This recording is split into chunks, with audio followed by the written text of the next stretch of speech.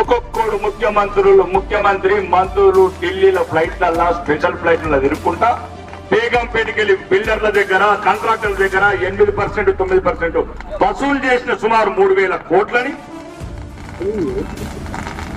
ఢిల్లీకి special flight కొండపోయి ఎవరు ఎంత ఎక్కిస్తారా, ఎవరికి మళ్ళీ ముఖ్యమంత్రి పదవి వస్తారా, ఎవరికి ఇంకా మంత్రి పదవులు వస్తాయని ఆ పనులు ఉన్నారు.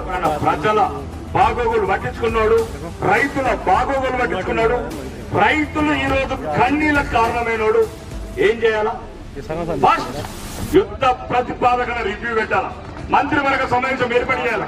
రైతులకు సాగునీరు సమస్య ఎక్కడుంది, కరెంటు సమస్య ఎక్కడుంది, ఎండిపోయిన రైతులను ఐడెంటిఫై చేసి నష్టపరిహారం ఇవ్వాలి. కానీ ఇప్పుడున్న పైరవికారి ముఖ్యమంత్రి, దక్షిణ తెలంగాణకి పరిమితమైన ముఖ్యమంత్రి ఎయిర్పోర్ట్ లో దిగి సక్క తుక్కు కూడా పోతాడా? మళ్ళా గాంధీలకు బానిసలు తయారైంది తెలంగాణ.